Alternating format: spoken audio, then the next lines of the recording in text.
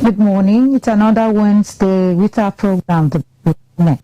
But before we go into that, let's bring you the news update. I am Udrak Achibong. The need for stakeholders to collaborate with security agencies to ensure that critical national assets and infrastructures in the state are adequately protected from vandalism and attack was the focus of a stakeholders meeting organized by the Edo State Command of the Nigerian Security and Civil Defense Corps.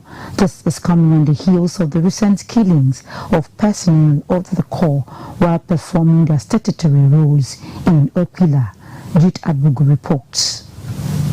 Critical national assets and infrastructures like power plants, water facilities, transportation systems, oil pipelines, communication networks and government buildings, which are essential to a nation's economic and social well-being, are often destroyed, stolen or vandalized. This act of sabotage that usually impacts negatively on national security, public safety and economic stability is the reason for this strategic engagement to strengthen collaboration between NSCDC and various stakeholders in Edo State.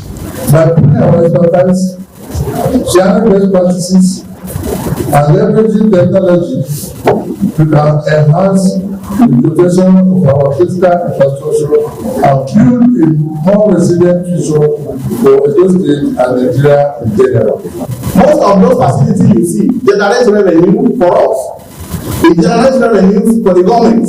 And as it generates revenue for the government, the taxpayer is also used to create more and new facilities for the Nigerian citizens. So it is expected that all these things are very, very important when you protect it. Representatives of host communities, power and telecom operators shared their experiences in safeguarding critical infrastructures. No matter how you look at it, if you vandalize the tower, it might lead to 3 states not having electricity.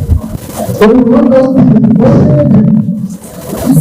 they don't have to pay in mind that those who are buying from there are also very critical for us to achieve our protection of bigger assets. The meeting, which also had scrap dealers and collectors in attendance, will hold quarterly to review successes and challenges.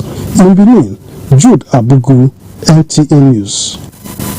Meanwhile, the Nigerian Security and Civil Defense Corps has deployed special tactical squad to Edo State following the killings of 8 operatives in Okila, Itsako Eastern government area. Statement by the Corps spokesperson, Afolabi Babawale, says the directive came from the Commandant General, Professor Ahmed Abubakar Audi. The units comprising the Special Intelligence Squad, Counter-Terrorism Unit, SWAT and Special Protection Unit are to be led by the Commandant Dandora Apollos with a clear mandate to rescue a kidnapped Chinese expatriate and bring the killers to justice. The Commandant General commended the bravery of the fallen officers who, in a 3-hour gun battle, rescued 4 expatriates before losing their lives. He also assured that security around Bua cement facilities and workers has been reinforced, while urging the public to assist with useful information to aid operation. And turning to education matters, the University of Benin has announced the release of results of the just concluded post-UTME DE screening tests, which have been sent to the Uniben portal pages of candidates. Statements by the university's PRO, Dr. Benedicta Ehanire, indicate that the candidates are, however, advised to ignore the indication of not admitted in their slips, as the process of admission has begun and is expected to conclude on October 2025, in line with the prescribed schedule issued by the Joint Admission and Matriculation Board, JAM. All candidates with 50% cumulative score and above are eligible to be considered for admission in line with the recommended guidelines for admission. More information on the admission process will be released in due course, the statement adds. We'll now take a break. We'll be back shortly. Please stay tuned.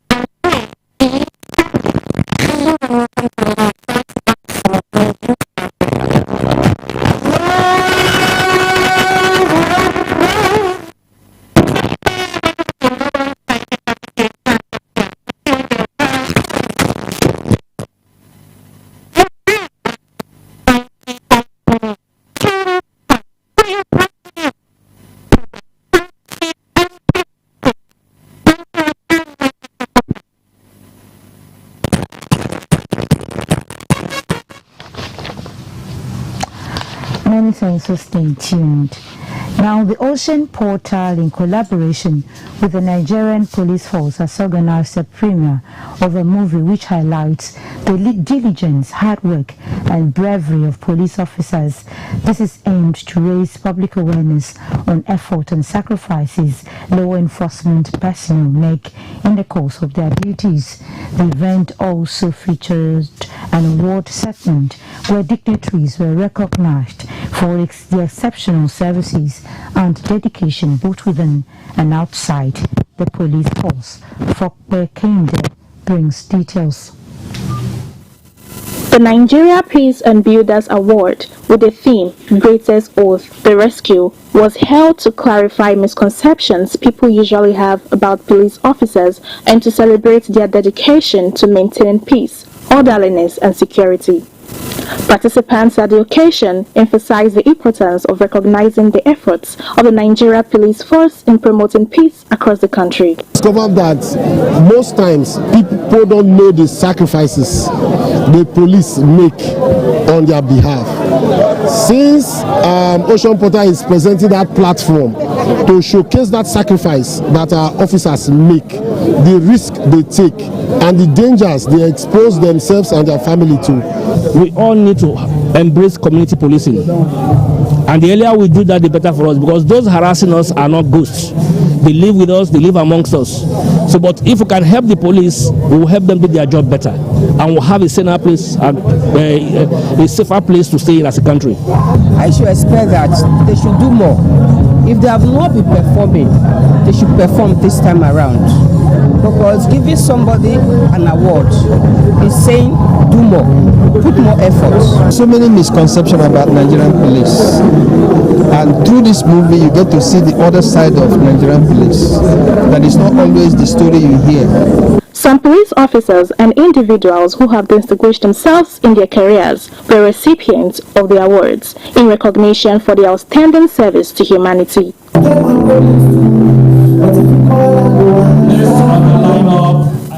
The event successfully highlighted the bravery and dedication of the police with a lasting message of peace and commitment to community. In Benin, Bufokbe Kende, NTA News. The Osama of Benin Chief Gabriel Igbinedion has been described as a man of many parts, a detribalized leader and entrepreneur who has not just built institutions but people.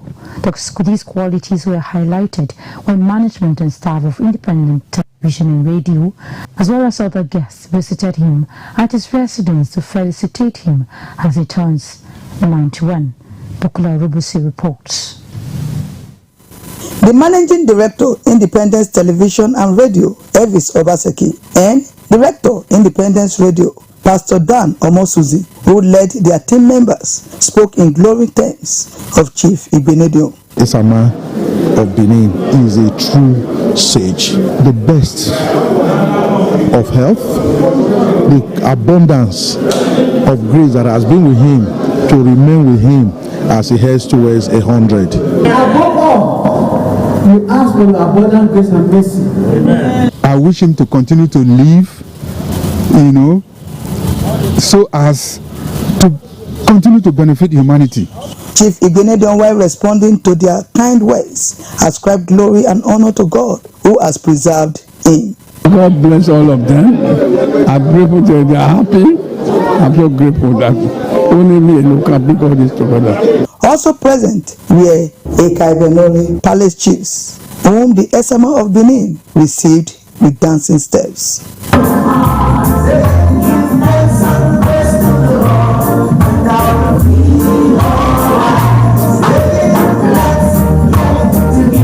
The Iyase of Benin, Chief Sam Igbe, and other guests who also visited him wished him many more years. God continues to give him all the things that he wants. And all of us who are members of the group, we are all happy that he goes on. He should live to enjoy his family, enjoy his friends, enjoy anything he wishes for himself.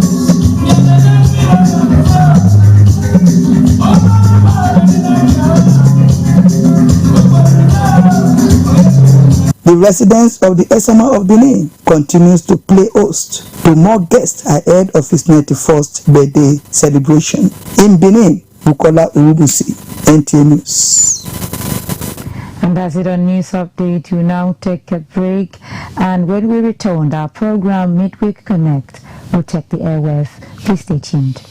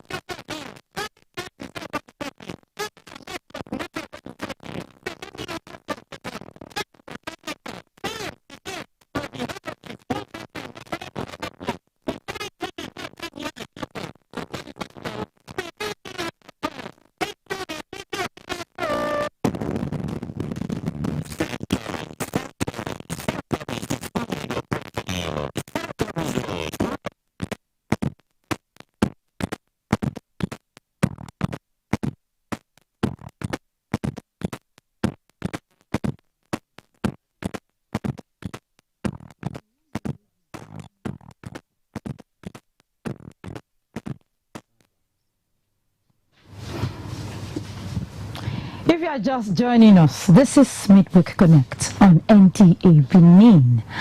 And of course, we do bring into perspective issues in society that affect you and I.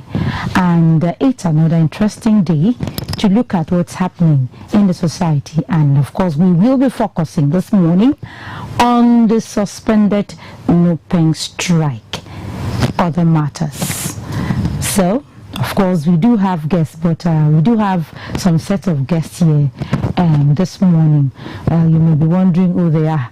Let's get to know them this morning. I have here with me, of course, you may be seeing our work here on air, and you may be wondering who is really handling the job and all that, producing and all that. So we have her here in the studio this morning, an in-house collaboration as we discuss matters arising. And she's a producer of this particular program, Midweek Connect. Rosemary Omani. Thank you very much, Uduak.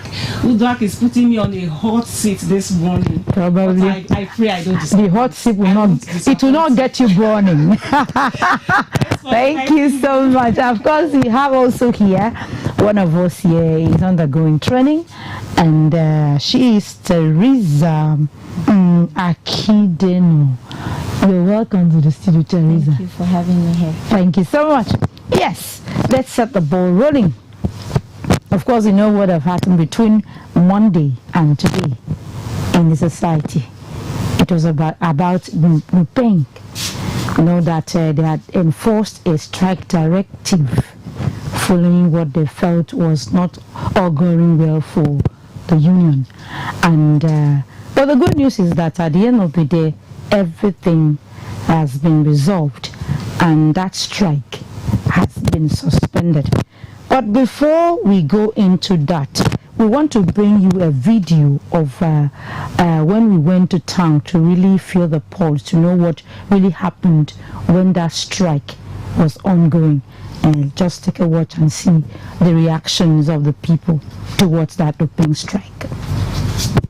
Reckless driving has become a growing menace on Nigerian roads, contributing significantly to the alarming rate of road traffic accidents, from overspeeding and dangerous overtaking to the use of mobile phones while driving and disregard for traffic regulations.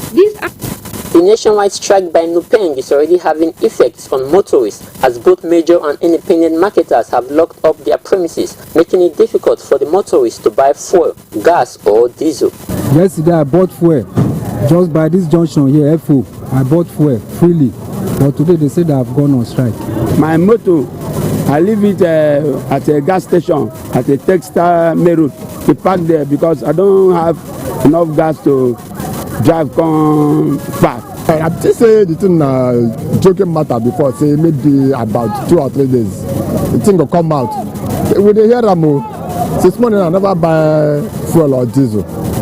If I don't see, if I don't see buying, let me say my passengers, I will drop them for road. When they pray, make this thing, make them quickly revise them. A visit to the NNPCL at Saple Road is also the same. It is now devoid of its usual business, although long queues are yet to be experienced at petrol stations. But motorists says if the strike continues, a lot of things will go wrong.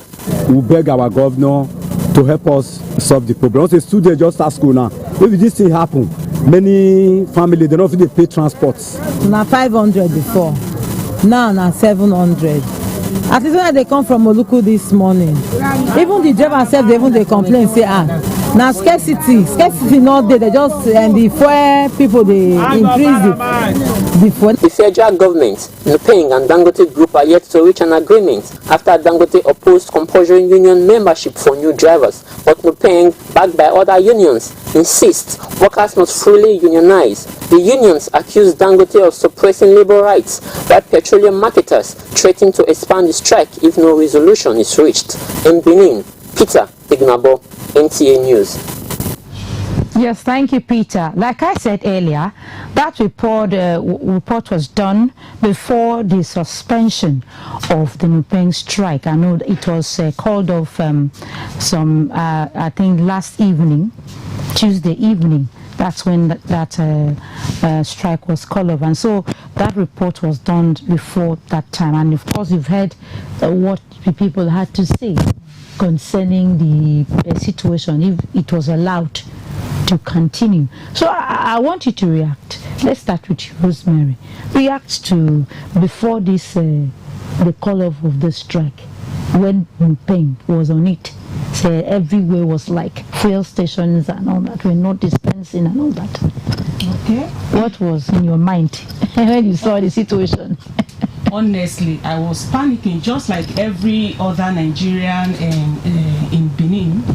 Our transportation fare became so high. Just, I think, one day of strike. Imagine if the strike had gotten to maybe 1 week, 2 weeks, what would have happened to, the masses like me? I was actually praying that this matter be resolved so that the fares go back to the former, amount. Like yesterday, before it was called off, I went to this popular supermarket close to this our office here. When I was going, I paid the normal fee, but as I was returning, the amount had already doubled. So I even forgot there was this strike, and I was telling the driver, no, I went there now, it's just 200 naira. Why are you telling me to pay 400 naira? And the man was like, madam, there is no fuel. I now remember. I was like, oh, I didn't argue again. I had to pay the 400 naira. So when I even came back, I was telling some of my colleagues here, I don't know if you were around then, that this thing is becoming something else. So that I went to buy something from this close by supermarket. I entered a commercial vehicle. I paid the normal amount, all for me to be coming back, and it's already doubled. What will now happen if this strike maybe gets to 5 days, 1 week? That means some people will not be able to go to work. And as per prices of food items in the market, trust Nigerians, even if they had bought those goods before the beginning of the strike, they will seize this small opportunity to skyrocket the price. So I was actually not happy. So when we heard that I actually saw it on our TV when they were rolling it. Before we go into that, we are looking at the situation, because even that man said school has just reopened though. Exactly. If this thing continues like this, the other one even said, I'll drop passengers back the road. In fact, it will be a serious. And let me equally hear from you, Teresa. What came to your mind? Did you say it is like this strike? If it continues, Nupeng is a strong body. Yes. Once they say down tools, it's a serious matter. So how did you see? When I heard of the strike, I was perturbed, because number one, we have to look at the trickling down effect.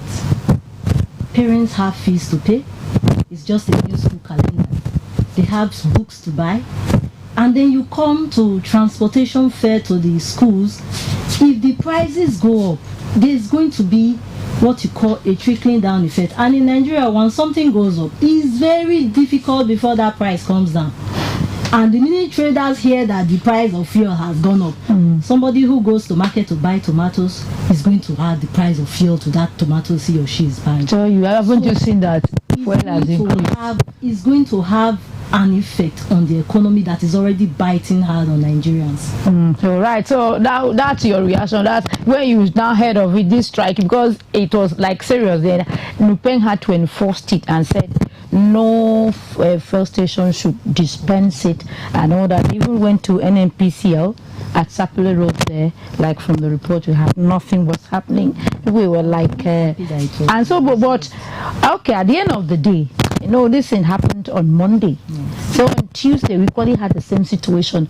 But I think along the line, Tuesday evening, we had the breaking news. Sharing news that Nupeng has suspended the strike. And looking at it, what really happened, looking at it, what happened at that meeting, I think they had, initially that meeting, there was a walkout. I think from management of Dangote and all that, they didn't reach a conclusion on the meeting. There was a deadlock, kind of. But at the end of the day, all of them, because the Minister of Labour had to intervene to ensure that everything is well done. And at the end of the day, a resolution was reached. Okay, Dangote has agreed there should be unionism in his establishment and everything. So I don't know. Let me get your reaction. This chairing exactly. I really support this unionism thing. It's not that I'm anti-government, no. But how can they separate themselves from Nupeng? They are truck drivers. They are truck drivers. Whether you are in private sector or you are in government sector, you have to identify with your people. And in as much as sometimes some people may be going out of what they are supposed to do, that does not stop you from being a member. You are there to correct maybe anomalies, but not saying that you will not belong. You must belong for things to work well, for them to have a voice. Without that, Nupeng would have been, crushed. Let me use that language. So it's a good thing Dangote has done to allow his truck drivers to be part of Nupeng. Let me still stay with you, looking at it legally. The Trade Union Act says, yes, people can belong to but you don't have to compel them to belong to that. And we had this rumor that it's like Nupeng is trying to but let's bring it to this part. This Nigeria, we seem to see that when people are not satisfied, because it's an industrial thing. Somebody was like, why is it always difficult for us when there's an industrial matter to approach the court rather than choosing confrontation and strike and all that? Let's look at it from that legal point of view. Actually, the Constitution of the federal government, the Constitution of Nigeria 1999, as amended, made provision that there should be freedom of association. You can decide where to belong and where not to belong. But that does not really mean that there should be no unions. It also gives that right to belong to union. I don't think they are actually forcing them. What they are fighting for is for their good.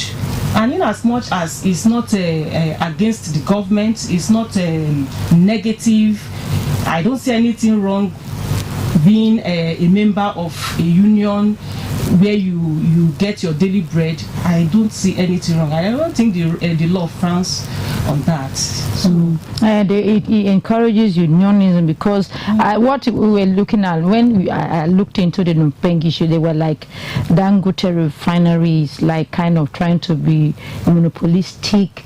It's trying to is an anti-union, is into things that are anti-union, and at the end of the day, these truck drivers, you are not allowing them to be part of our union. It will not all go well, and a lot of people are saying there's more to it than we can see, because we will ask a question like, these people have been operating before now, then why is it now that you're coming up with this issue of you must belong? You must belong. If not, nothing. We will shut down everywhere and all that. So where was Nupeng before now? But when you heard the news that it has been cut off, what was your own so if I may comment, they have always been part of Nupeng. I think this is just a new development that the new drivers Dangote now is maybe employing will not be part of it. I think they were actually part of them.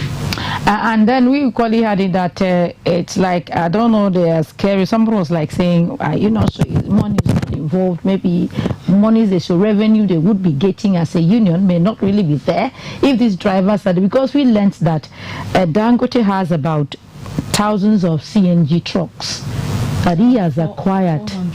He has acquired, and he has equally brought in drivers. Each of these trucks has 2 drivers and all that. It's making them to sign an undertaking that they will not be member of Nupeng. And that's what we allege, that he doesn't want them, and this union one is like looking at it. If these people are not part of our union, it will be a problem because every union has its way of operating and all that. And they're looking at it that look at all these CNG trucks and all that. What becomes of other marketers, other operators in the system? And you gain mastery of everywhere. So let us start now and see what we can do to check, to streamline certain things so that we will not be found wanting. So what's your own view of the whole situation? Yes, I'm very optimistic that I'm very happy that the matter was resolved amicably, because you can imagine you are a medical doctor. I'm giving an instance. You are a medical practitioner, but you don't want to join the enemy. And then when they want to speak in one voice, obviously you are not going to be in accordance with that voice they are speaking with. So I think it was a good thing that he allowed them be a part of the union. Yes, this is a phone-in program of viewers out there. You can always call in to make your own contribution. The number is 0703 695 7086. I repeat, 0703 695 7086. Yeah, we're expecting your call. And then when we equally have to look into that, yes, the suspension of the strike. Everything is moving normal now. I think fuel stations will have to open and start dispensing the product. Well, there's something that equally cropped up that yesterday too, Tuesday. The minister, coordinating minister of finance, Wale, yes, came up to say there's this issue of implementation of 5% VAT surcharge on petroleum product. And it has been said government want to start charging that on the product as you buy it, you pay it. If I'm supposed to buy 1,000, I pay 15 naira on it and all that. A lot of people like, this thing is coming up, but the minister had to come up and say, well, it's not, we are not implementing it anytime soon. So Nigerians should not think that it has to pass through processes. You don't just bring up something. And I don't know, Rosemary, what has been your, what have you heard about it? Like when you listened to her, when the minister said it yesterday. Actually, the minister was trying to make clarification on that. There was already tension that there's going to be 5% VAT on petroleum products, and we the commuters are going to be the ones to buy it, and blah blah blah, you know. But the minister came up to say that they are not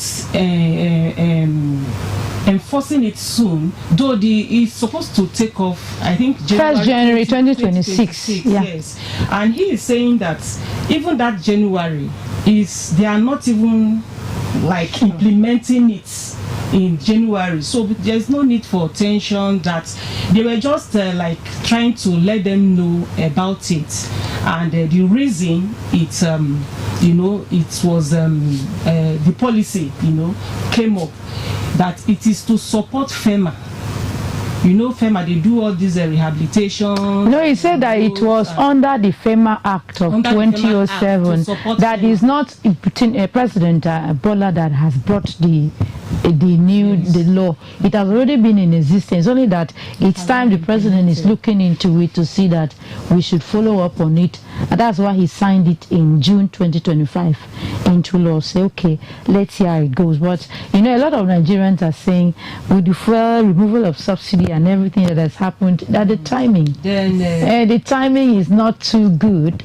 At least if we should allow certain things to gather itself yet before we come up with this kind of policy. What do you make of it, Teresa? I would say the president is right, because on that note, you will see that we're already complaining that fuel subsidy has been removed, and at every slight opportunity the prices of fuel goes up, and then you now ask Nigerians again to pay VAT on petroleum products.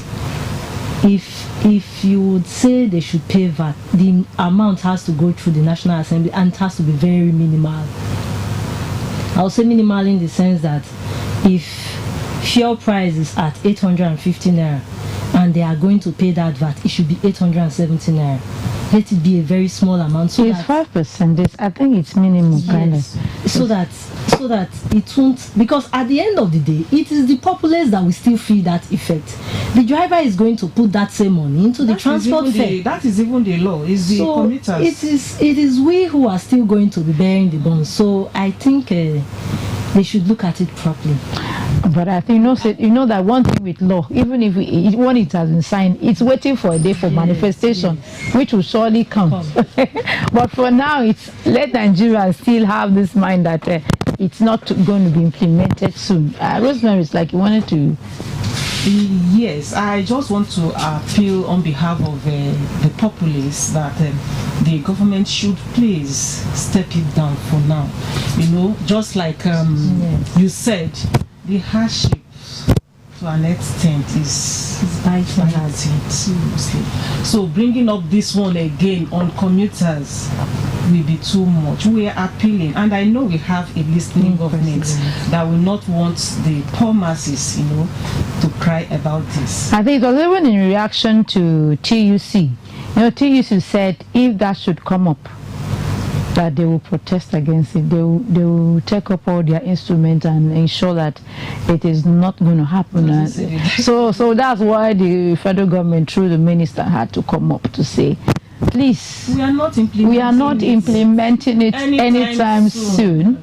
Although it has been signed into law, and it doesn't mean, the minister said, even if we are talking about January 1, 2026, it's not just something you wake up and just say, oh yeah, but it has to 5%. He said even the Minister of Finance has to give implementation order, and which has to be gazetted and everything. It has its processes, so that at the end of the day, when it comes up, we have known that the due processes have been followed. So, let's keep our fingers crossed and see what happens with that particular policy in Nigeria.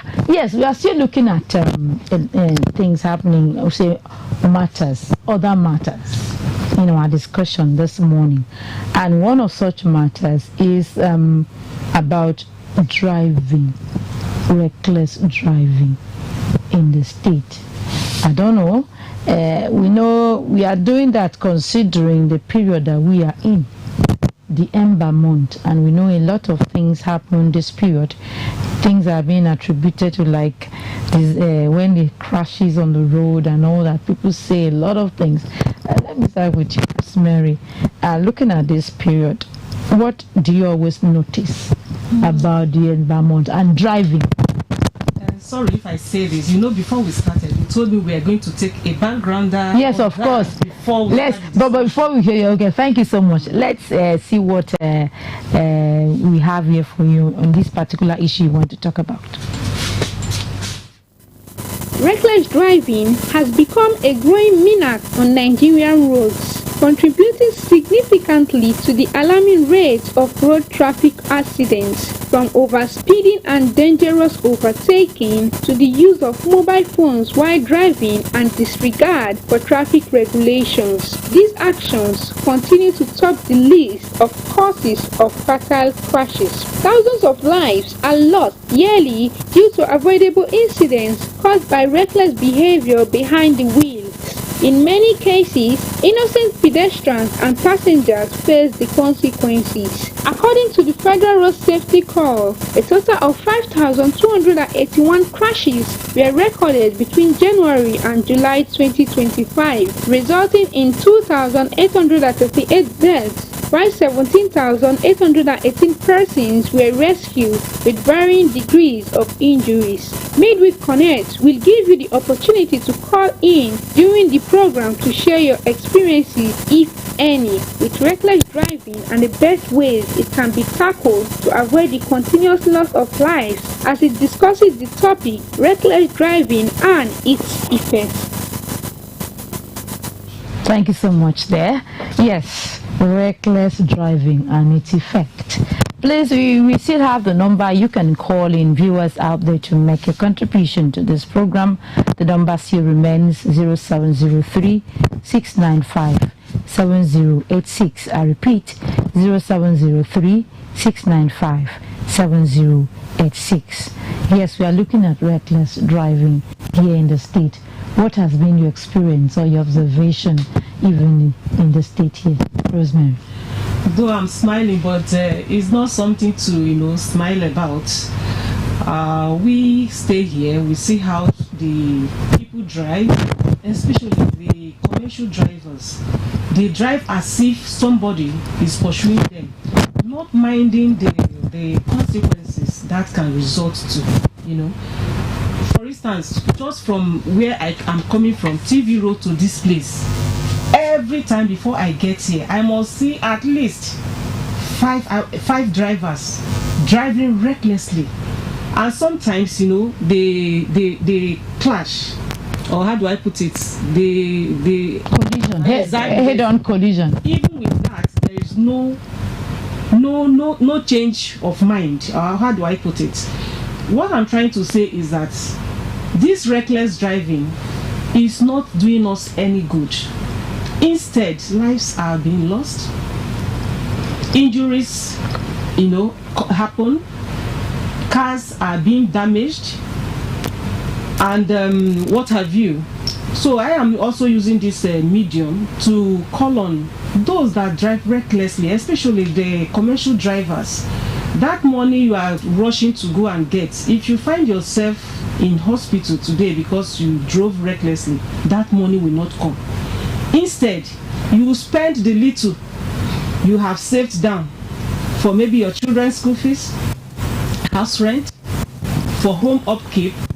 So where are you rushing to? Sometimes it really surprises me the way some people drive as if life has a duplicate. It has no duplicate. Once you are gone, you are gone. And remember, your loved ones will be the ones to suffer it, because the person that is dead is dead. You don't even know what is happening around you. But those you have left behind, your children, your parents, your friends, your neighbors, will be the one to suffer. So when you remember the trauma these people will pass through, please, you drive.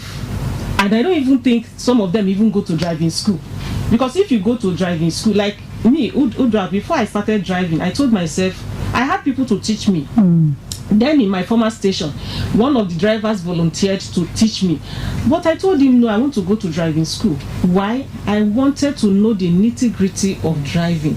And when I got there, I was shocked what, they taught me there, that I wouldn't have been... if it was just someone on the street teaching you.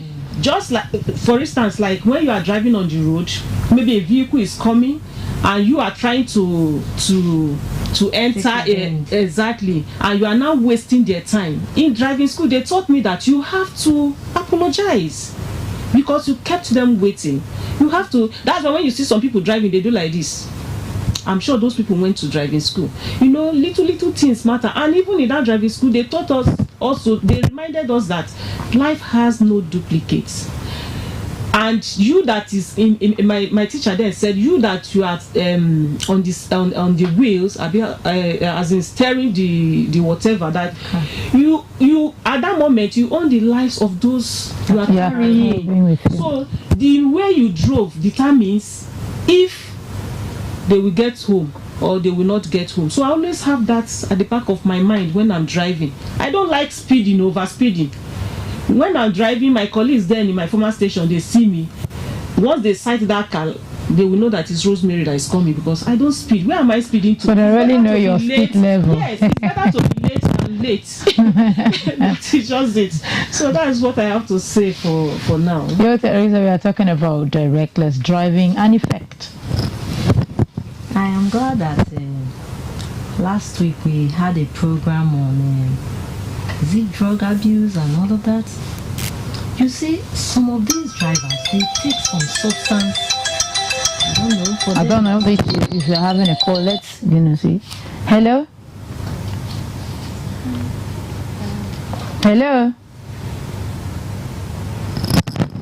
think you're having a network situation there. Hello? I think you're having a sub error. You see this? No, I think the person was trying to say something on the Dangote issue. Because I'm hearing the work of the ones where Dangote drivers and they drive something like that. I think there's a network. You can call back, please. I think I had a network. I couldn't. The thing was breaking. All right. So, like some persons leave the house and with the opinion that they have to take substances to be high for them to pilot the vehicle. Okay. Hello. Hello, what's your name? Let's have your name first. Hello. Okay. Some persons have to take some substances to make them feel good before you handle a steering. And you are not putting the lives of the persons you're going to be carrying on the line before you go ahead to take such substance before you handle a vehicle. So I think some of these accidents would have been averted. Some would have been avoided if every person, every driver keeps it in mind that I want to be sane today, which means I want to use my sense today while I'm driving. Put the other person in mind that, oh, there are other persons using the road, I'm not the only person using the road. If every driver has it at the back of their mind that, oh, I'm going to try and be sane today, this one says I want to try and be sane today, the road is going to be safer for each and every one of us, especially this Ember month. Yes, because we had cases of drivers that had to sleep on the steering, and before they could realize themselves, the car bumped into something and some got on fire. Before you know it, life's lost. We are just equally trying to create the awareness, public awareness, that it is important once you enter the steering, you should be able to have it at the back of your mind, like it's been said, that you have people that are with you.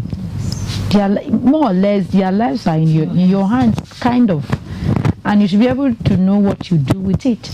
Not at the end of the day we hear of so many things. And of course, you see, when I look around the city and I see the way people drive, you see this one-way driving, which has equally taken lives. It has taken lives. Yes, what was your experience? My experience, I was just trying to cross the road. It was drizzling, so I was holding an umbrella. I was just trying to cross the road. So, being that my vehicles are coming from this side, I was looking at this side. Unknown to me that a vehicle is coming from this side, blowing a one way, because he feels he wants to enter this lane. If you want to enter that lane, there should be some sense. You should use your horn, because you know there are persons using that road that have their mind that their vehicles are coming from this area. So because it was raining, I was just focused on this side. So when all the vehicles had finished passing, I said, let me cross. Behold, a vehicle just came. And what I saw, I was on the ground. I was like, what happened? What happened? God so kind. Some police military men, they were on a bike going by, and then they had to come and quickly rescue me. And then they asked me, madam, sit down, sit down. So they asked me to sit down. They were the ones who helped me bring my bag, my umbrella I was holding, brought out and asked me to sit down and calm down first. Then they were asking the man, where were you going to? He said he wants to enter the street. What stops you from going to go and use the Take your norm. Impatience has really been a problem. What stops you were even lucky, because a lot of people have not been lucky. Yes. Before you know it, the life is gone because of this one-way driving and all that. This brings to mind, we are talking about this sensitization and enlightenment, and we know that the FRSC has a role to play. What do you think should really be the concentration? Because you are going to see this reckless driving intensifies as this season is already here. Yes. Before I actually delve into that, let me just quickly say this. As a follow-up to what you just said now, that you only looked the way you were supposed to, look at before you exactly. This is reminding me of. I think there's Hello. Hello. Hello, good morning. Good morning. Good morning. Please, your name. My name is Uberu Sanu. Where are you calling from, please? I'm calling from Aduawa. All right, let's hear you, please. Okay, you said that somebody must go driving school. Yes. Before you can know how to drive. All right. Even though in driving school you will run and you fight professional driver who you know how to drive. You will beat you.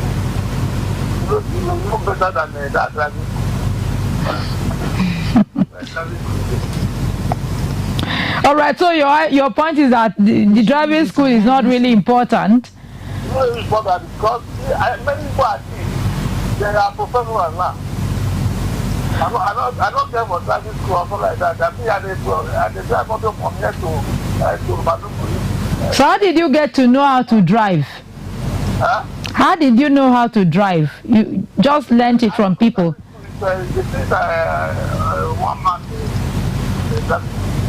Okay, thank you so much. Please, before I say thank you so much. Before I say what I wanted to say initially, let me just chip in something. What is that? It's Mr. Matthew. You are saying this because you did not go to driving school. But Mr. Matthew, I disagree with you that there is no need to go to driving school. There is need. If you are driving well, Mr. Matthew, if you had gone to a driving school, you would have driven better. I even obey signs more. You will obey signs. You will not want to take one way. You will know how to apologize when you wrong a driver on the road. It's not just driving. No. It's not just driving. The other things. There are so many things. There are so many things you learn from driving school, road signs and all that. That this person that is teaching you does not even know, not to talk of teaching you. So it's very important, Mr. Matthew. I am sorry if I offended your belief on that. All right, before we by way of wrap up, we don't have time again. Let's see, as a way of wrapping up, we are talking about reckless driving and what should be done in this period. Authorities concerned, as your parting words, what should that be? I'm calling on the FRSC to intensify their efforts to sensitize the masses on dangers of reckless driving, especially as we are in ember months. You know, this period is when some people, the money they could not get from January to August is now September to December they want to get it, and many of them may not live to see that December they actually, driving recklessly for. So FRSC, you have a lot to do. NGOs, you have a lot to do on this to save lives. Yeah, Teresa, your parting words as we wrap up the program. There should be a lot of sensitization. I know sensitization can never be too much. Schools should be enlightened. Road users should be enlightened. Every person should be aware of the dangers at this particular period. You can't just say, I'm not a driver. You are not a driver, but you are a road user. So you also have to be enlightened. So I'll say FRSC has a lot of activities to really engage themselves in, especially in this ember month. Thank you so much. So much to be done in this ember month. Yes, it has been said, this is a period, the ember months are here, and a lot of things have been that there are so many myths and all that about this period, but everything boils down to being cautious and being careful. You adhere to rules and regulations that govern driving, and of course at the end of the day, like it's always said, remember that there are people waiting for you where you came from, and you need to go back to them safe and sound. And so we employ everybody, both the commuters, the motorists, to ensure that you have the road signs, the road ethics with you, knowing that at the end of the day, it's he who lives that can plan tomorrow. Thank you very much for your time, and we look forward. Thank you, our guest here. You really made the program Thank you so much. I hope I did not disappoint. Of course. Right. we did our best this morning, and we believe that next week we will come up with something interesting and for you. Thank you so much for sharing your time with us. Good morning.